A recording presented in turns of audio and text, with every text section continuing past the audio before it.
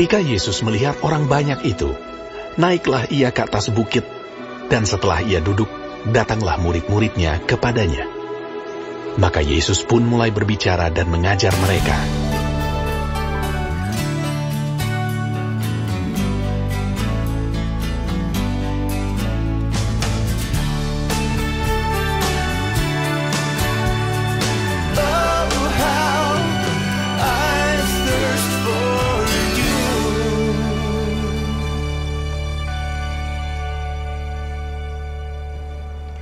Jemaat sekalian yang terkasih di dalam Tuhan, Shalom. Kita bersyukur kepada Tuhan kalau pada saat ini kita boleh kembali mendapat kesempatan untuk melanjutkan pembelajaran kita terkait dengan ucapan bahagia yang pernah dituturkan Tuhan Yesus, sebagaimana yang tercatat di dalam Injil Matius pasalnya yang kelima. Dan hari ini, saudara sekalian, kita akan memfokuskan pembelajaran kita kepada ayat yang ke-6 yang tertulis demikian. Injil Matius pasal kelima ayat ke-6. Berbahagialah orang yang lapar dan haus akan kebenaran, karena mereka akan dipuaskan. Sedemikian jauh pembacaan firman Tuhan. Mari kita berdoa meminta pimpinan Tuhan terlebih dahulu. Kita bersatu dalam doa. Bapa Surgawi, kami berdoa bersama pada saat ini. Kami bersyukur Engkau terus menuntun kami di dalam kehidupan kami. Salah satunya melalui firman yang terus disampaikan, yang terus didengungkan di dalam kehidupan kami. Sehingga kami boleh memiliki hidup yang berkelimpahan dalam Engkau ketika kami mendengar dan belajar melakukan firman ini dalam kehidupan kami sehari-hari. Tuhan, kami berdoa untuk hamba-Mu yang terbatas ini. Tuhan pakai, Tuhan berikan hikmat-Mu. Dan juga untuk setiap anak-anak Tuhan yang kelak akan mendengarkan pembelajaran firman Tuhan. Dimanapun mereka berada, kami berdoa bersama kiranya Allah Roh Kudus yang boleh memberikan pencerahan, memakai firman ini untuk menjadi berkat, mengarahkan setiap kehidupan anak-anak Tuhan yang mendengarkannya. Kiranya Allah Roh Kudus yang boleh berkarya melalui pemberitaan firman Tuhan ini. Demi Kristus Yesus Tuhan kami yang hidup, kami berdoa dan kami berserah. Amin. Saudara sekalian terkasih di dalam Tuhan, siapakah manusia yang tidak mau bahagia di dalam hidupnya? Tidak ada manusia yang tidak mau bahagia. Setiap manusia yang normal tentu mencari happiness atau kebahagiaan di dalam hidupnya. Tetapi seringkali dan patut disayangkan, setiap manusia itu memiliki kecenderungan untuk mencari kebahagiaan di tempat yang keliru, dengan cara yang keliru. Dan hal ini Bapak Ibu Saudara sekalian juga dapat terjadi dalam kehidupan anak-anak Tuhan. Bukan berarti kita yang sudah mengenal Yesus Kristus, kita yang sudah mendengar Injil keselamatan dan menerimanya dalam hati kita, kita imun atau kita bisa terbebas dari kesalahan ini. Saudara, banyak anak Tuhan ketika mengejar happiness atau kebahagiaan di tempat yang salah dengan cara yang keliru, hidup mereka seperti berputar-putar di lubang yang sama, yang tidak berujung. Dan pada akhirnya tidak akan pernah mencapai apa yang disebut kebahagiaan itu. Saudara, kalau saya gambarkan itu seperti usaha menggenggam air. Ketika kita ingin menggenggam air di dalam kepalan tangan kita, semakin kita mau genggam air itu, semakin air itu hilang. Semakin air itu mengalir keluar dari sela-sela jari kita. Itulah realita yang terjadi. Jadi di mana kita bisa menemukan kebahagiaan itu? Bagaimana kita bisa mendapatkan kebahagiaan itu? Saudara, di dalam Injil Matius pasal kelima ayat ke-6 yang kita bahas pada hari ini, kita bisa melihat ada satu kunci, satu petunjuk ilahi yang diberikan oleh Tuhan Yesus sendiri. Yesus berkata, berbahagialah siapa yang berbahagia? Yaitu orang yang lapar dan haus akan kebenaran, karena mereka akan dipuaskan. Saudara, ini satu ayat yang sederhana, tetapi sebenarnya maknanya mendalam. Saya akan terlebih dahulu menguraikan pengertian daripada beberapa kata yang ada dalam ayat 6 ini. Yang pertama, saudara, mari kita sama-sama belajar apa yang dimaksud dengan kebenaran. Saudara, kebenaran di sini mengambil kata Yunani atau akar katanya adalah dikaiosune. Saudara, akar kata Yunani dikaiosune ini ada beberapa penafsiran terhadapnya. Yaitu ada yang menafsirkan tindakan Allah yang membenarkan manusia yang berdosa. Ada juga penafsiran yang menyebutkan ini adalah status kita sebagai orang benar di hadapan Allah.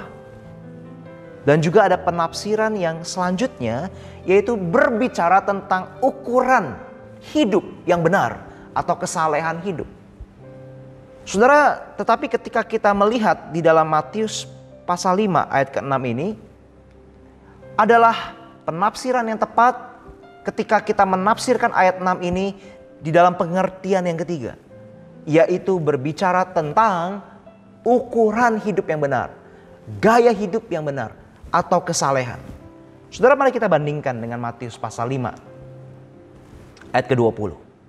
Di dalam Matius pasal 5 ayat 20, masih di dalam pasal yang sama, di dalam Injil yang sama, Yesus pernah berkata, "Maka aku berkata kepadamu, jika hidup keagamaanmu tidak lebih benar daripada hidup keagamaan ahli-ahli Taurat dan orang-orang Farisi, sesungguhnya kamu tidak akan masuk ke dalam kerajaan sorga." Saudara, kata benar di dalam Matius 5 ayat 20 ini juga mengambil atau menggunakan akar kata Yunani dikaiosune. "Maka aku berkata kepadamu, jika hidup keagamaanmu tidak lebih benar daripada hidup keagamaan ahli-ahli Taurat dan orang-orang Farisi." Di sini Kristus sedang menekankan gaya hidup, ukuran hidup, standar hidup yang benar, atau kesalehan hidup itu, piety yang ditekankan. Oleh karena itu, Bapak Ibu Saudara, kita bisa melihat di sini lapar dan haus akan kebenaran, artinya lapar dan haus untuk menerapkan gaya hidup yang benar. Kemudian kita tekankan sekali lagi kepada dua kata, lapar dan haus. Saudara, mengapa digunakan kata lapar dan haus di sini? Saudara, kalau kita lihat, kita bayangkan di dalam kehidupan manusia yang normal, Bapak Ibu, setiap manusia pasti memiliki keinginan untuk mencari makanan ketika lapar, betul? Mencari minuman ketika haus. Dorongan itu adalah dorongan alamiah. Untuk kita survive, bertahan hidup, kebutuhan mendasar kita yaitu makanan dan minuman. Tidak ada orang yang bisa bertahan hidup tanpa makanan dan minuman untuk waktu yang panjang. Mungkin beberapa hari bisa, tapi untuk waktu yang panjang sekali tentu akan berujung pada kematian. Saudara, oleh karena itu melalui analogi ini, metafora lapar dan haus ini, kita bisa melihat ini adalah sebuah kebutuhan yang berkesinambungan. Dan ada hasrat atau desire yang kuat di dalam diri manusia. Sehingga setiap hari ada muncul hasrat untuk memenuhi kebutuhan yang berkesinambungan tersebut. Oleh karena itu, saudara, kita bisa melihat bahwa kebutuhan esensial daripada manusia, khususnya orang-orang percaya, bukanlah sekedar makan dan minum, tetapi juga dikaitkan melalui ayat ini, yaitu dengan kebutuhan spiritual, yaitu untuk menerapkan kesalehan hidup atau ukuran hidup yang dikehendaki oleh Allah. Hidup di dalam kebenaran atau kesalehan. Saudara, menjadi pertanyaan buat kita, apakah kita punya kegairahan yang besar, berkesinambungan setiap hari untuk menerapkan gaya hidup yang benar? Kalau kita jujur berkata, mungkin jangan-jangan baik Anda maupun saya ada kalanya tidak memiliki atau kurang memiliki kegairahan tersebut. Saudara, apa konsekuensinya? Di dalam ayat 6 dikatakan karena mereka akan dipuaskan. Mereka yang dipuaskan adalah mereka yang memiliki kegairahan setiap hari untuk menerapkan gaya hidup yang benar di kaiosune itu. Saudara, konsekuensinya adalah kita tidak akan pernah merasa puas. C.S. Lewis berkata, we are too easily pleased. Kita terlalu mudah disenangkan. Maksudnya apa? Kita terlalu mudah disenangkan oleh kesenangan atau kebahagiaan atau kenikmatan yang palsu dari dunia ini. Kita berpikir dengan mengejar itu akan memperoleh atau akan menuntun kita kepada kepuasan yang sejati. Tetapi ternyata tidak. Saudara, betapa kita banyak melihat kisah-kisah yang begitu miris, tragis dari kehidupan orang-orang yang kaya, yang tenar, yang berprestasi, memiliki achievement di sana sini, yang memiliki fame, sangat famous di dunia ini. Contoh saja Michael Jackson. Dia punya satu taman bermain pribadi yang disebut sebagai Neverland. Karirnya luar biasa. Dia bisa dance dengan gaya moonwalker yang wow, amazing. Banyak orang admire, kagum, respect. Kekayaannya luar biasa. Dia operasi sana sini, wow, jadi keren sekali penampilannya. Kepemilikannya juga luar biasa. Namun suatu kali Bapak Ibu di dalam salah satu tayangan ketika ada satu reporter independen yang diberikan hak untuk mengikuti kehidupan Michael Jackson. Saya pernah lihat Michael Jackson menarik sekali ketika dia tiba ke dalam satu tempat perbelanjaan untuk membeli lampu-lampu pernak-pernik mewah di rumahnya. Untuk kebutuhan rumahnya maksud saya. Ketika ia ingin membeli lampu-lampu tersebut, dia seperti orang yang kompulsif, cemas. Dia seperti orang yang gelisah. Dan dia berkata, I want this, and I also want this too, and that one too. All of these things, I want. Saya mau semua ini, itu, dan ya semua ini. Seperti orang yang cemas, gelisah. Dan siapa menyangka 2009 yang lampau, Michael Jackson meninggal. Kemungkinan menurut penelitian di media kabar, beliau meninggal karena overdosis. Dan satu headline dari koran di United States, di Amerika, memberikan kalimat demikian. It's a tragic life. Kehidupan yang tragis.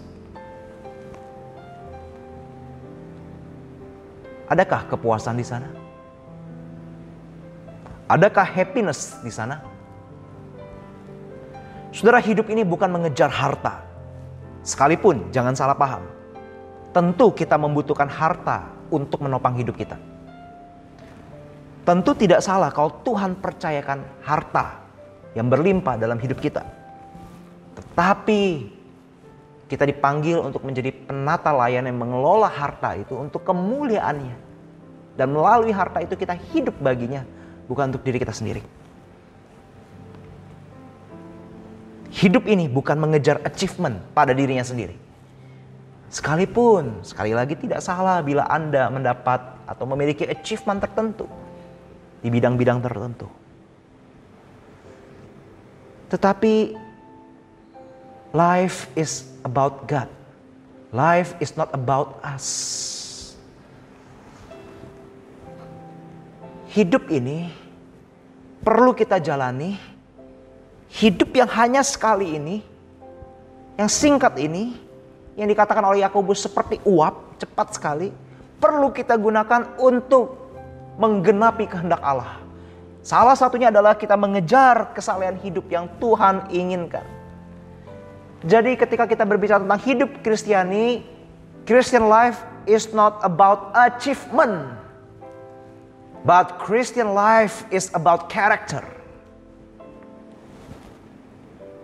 Saudara, ketika berbicara tentang karakter, ini bukan berbicara tentang standar moral yang baik semata, tetapi ini terkait dengan Kristus sebagai sumber kebenaran itu. Saudara, Yesus pernah berkata dalam Yohanes pasal 15 ayat 5, bahwa dialah pokok anggur dan kitalah ranting-rantingnya. Tinggallah dalam Kristus maka kita akan berbuah banyak. Saudara, sebagai penutup daripada pembelajaran kita pada pagi ini, saudara, saya menyadari tidak mudah menerapkan firman Tuhan ini. Di dalam kerapuhan kita, di dalam keberdosaan kita cenderung tidak menerapkan apa yang diajarkan. Anda bergumul, saya bergumul. Tetapi yang menarik Bapak Ibu, Tuhan tidak pernah menyerah atas kita. Doktrin anugerah dan penebusan menunjukkan satu fakta, bahwa tidak ada seorang pun yang hopeless. Tetapi setiap kita memiliki hope. Untuk apa? Untuk kita memperoleh kebahagiaan itu. Untuk kita memperoleh kepuasan itu. Selagi kita masih hidup dan kita memiliki Kristus, dengan kuasa Roh Kudus, masih ada hope. Bagi Anda yang selama hidup ini mungkin sudah berlalu bertahun-tahun, berpuluh-puluh tahun bahkan, Anda tidak menemukan kebahagiaan sejati. Anda terus kecewa dan kecewa, tidak pernah dipuaskan, malah terus terjerembab dalam dosa. Pandanglah kepada Kristus. Tidak ada kata terlambat. Always ada hope. There is hope in Christ forever. Datanglah kepada Kristus. Masih ada kesempatan. Dan selalu ada harapan.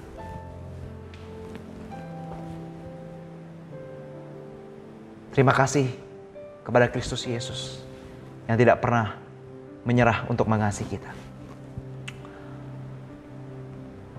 Mari kita bersama-sama kembali berdoa. Tuhan, firman-Mu sudah didengungkan, diproklamasikan, dan kami sudah sama-sama belajar. Tuhan, kami berdoa akhirnya firman Tuhan ini boleh menjadi satu konteks perjumpaan kami dengan Tuhan. Dan melalui kuasa Roh Kudus boleh mengarahkan hidup kami hari demi hari. Untuk semakin dekat dengan Engkau, lekat dengan Kristus, dan kami boleh memperoleh kebahagiaan dan kepuasan yang sejati. Karena hati yang melekat dengan Kristus memimpin kami untuk melakukan apa yang Kristus cintai dan membenci apa yang Kristus benci, yaitu dosa kami. Tuhan, tolong kami. Demi nama Tuhan Yesus, Juru Selamat kami yang hidup, kami berserah, kami berdoa. Amin. Tuhan tidak pernah menyerah atas kita. Selalu ada kesempatan untuk kita memperoleh kebahagiaan dan kepuasan yang sejati. Kembalilah kepada Kristus. Pulanglah kepada Kristus. Minta kekuatan Roh Kudus untuk kita bisa menerapkan gaya hidup yang benar setiap harinya. Shalom. Tuhan memberkati.